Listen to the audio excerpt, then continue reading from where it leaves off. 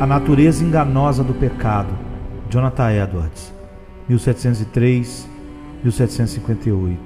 Como é possível as pessoas viverem de maneira que desagradam a Deus e, no entanto, parecerem completamente insensíveis a isso e seguirem em frente totalmente esquecidas de seus pecados? Isso se deve à natureza cega e enganosa do pecado. O coração do homem é cheio de pecado e corrupção, e a corrupção tem um efeito espiritual de cegueira. O pecado sempre carrega um grau de obscuridade. Quanto mais ele prevalece, mais ele obscurece e ilude a mente. Ele nos cega para a realidade que está em nosso próprio coração. Assim, o problema não é, em absoluto, a falta da luz da verdade de Deus. A luz brilha suficientemente ao nosso redor, mas a falha está nos nossos olhos. Estão obscurecidos e cegos pela incapacidade mortal que resulta do pecado. O pecado engana facilmente porque controla a vontade humana, e isso altera o julgamento. Quando a concupiscência prevalece, predispõe a mente para aprová-la. Quando o pecado influencia nossas preferências, ele parece agradável e bom. A mente é naturalmente predisposta a pensar que tudo que é agradável é correto. Portanto, quando um desejo pecaminoso vence a vontade, também lesa o entendimento. Quanto mais a pessoa anda no pecado, provavelmente mais a sua mente será obscurecida e cega. Assim é que o pecado assume o controle das pessoas.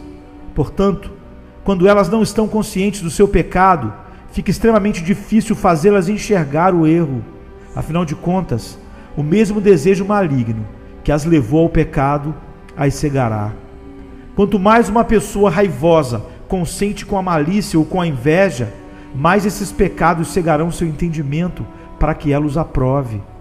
Quanto mais um homem odeia o seu vizinho, mais ele tende a pensar que tem uma boa causa para odiar e que aquele vizinho é digno de ódio, que merece ser odiado e que não é seu dever amá-lo.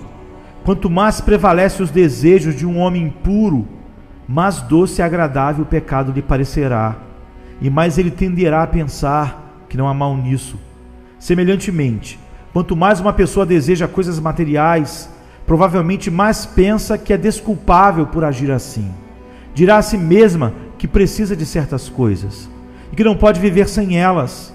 Se são necessárias, raciocina ela, não é pecado desejá-las. E as concupiscências do coração podem assim ser justificadas. Quanto mais prevalecem, mais cegam a mente e influenciam o julgamento que as aprova. Por isso, a Bíblia denomina os apetites mundanos de as concupiscências do engano. Até pessoas piedosas podem por um tempo permanecer cegas e iludidas pela concupiscência e assim viverem de uma maneira que desagrada a Deus. A concupiscência também incita a mente carnal a inventar desculpas para as práticas do pecado. A natureza humana é muito sutil quando se trata de racionalizar o pecado. Alguns são tão devotados às suas maldades que, quando a consciência os importuna, torturam a mente a fim de encontrar argumentos que façam com que se cale e que os convençam de que procederam licitamente quando pecaram. O amor a si mesmo também predispõe as pessoas a desculparem o seu pecado. Elas não gostam de se condenar, são naturalmente preconceituosas em seu próprio favor, procuram bons nomes para denominar suas tendências pecaminosas. Elas as transformam em virtudes, ou no mínimo em tendências inocentes. Rotulam a avareza de prudência, ou então chamam a ganância de negócio inteligente.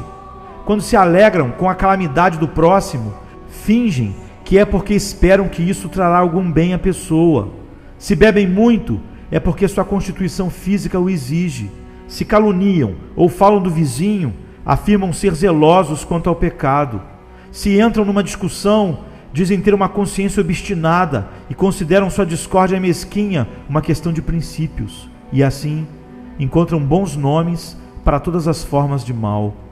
As pessoas têm a tendência de adaptar os seus princípios à sua prática, e não o contrário. Além de permitir que seu comportamento se conforme com a consciência, despenderão uma energia tremenda tentando fazer com que sua consciência se adapte ao seu comportamento. Como o pecado é tão enganoso, e como temos muito pecado no coração, é difícil julgar nossos próprios caminhos com justiça. Por causa disso, deveríamos fazer um autoexame diligente e nos preocupar em descobrir se há algum caminho mau em nós. Tende cuidado, irmãos. Jamais aconteça haver em qualquer de vós perverso coração de incredulidade que vos afaste do Deus vivo. Pelo contrário, exortai-vos mutuamente cada dia durante o tempo que se chama hoje, a fim de que nenhum de vós seja endurecido pelo engano do pecado, como está em Hebreus 3, 12 e 13. As pessoas veem mais facilmente os erros dos outros do que os seus. Quando veem os outros errarem, imediatamente os condenam, até mesmo enquanto se desculpam pelos mesmos pecados, conforme está em Romanos 2:1. Todos vemos um argueiro nos olhos dos outros e não a trave nos nossos olhos. Todo o caminho do homem é reto aos seus próprios olhos, diz Provérbios 21:2. Enganoso é o coração, mais do que todas as coisas, e desesperadamente corrupto. Quem o conhecerá? Diz Jeremias 17:9. Não podemos confiar em nosso coração nesta questão. Em vez disso, devemos nos vigiar, interrogar nosso coração cuidadosamente e pedir a Deus que nos sonde completamente. O que confia no seu próprio coração é insensato. Provérbios 28, verso 26. A natureza enganosa do pecado. Jonathan Edwards, 1703-1758.